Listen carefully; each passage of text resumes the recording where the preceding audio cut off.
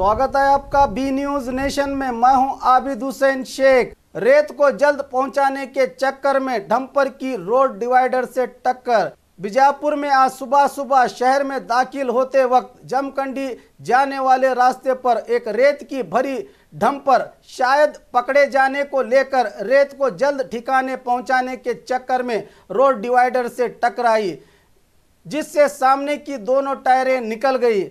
टक्कर इतनी जोरदार थी कि डीजल टैंक फूट गई, जिससे पूरी सड़क डीजल से भीग गई।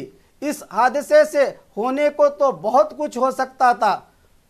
सड़क के बीच खड़ी डंपर को निकालने कई घंटों तक भी पुलिस नहीं पहुंची। फिर रेत को जेसीबी से दूसरे डंपर में डाला गया।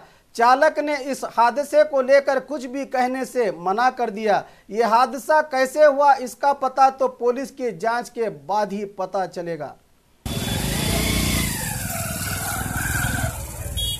मुत्या हो मुत्या सरबिन सर क्या भी नहीं हुआ।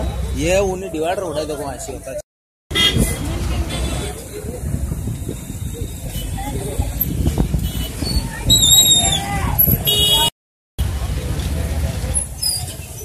क्या वाला क्यों है?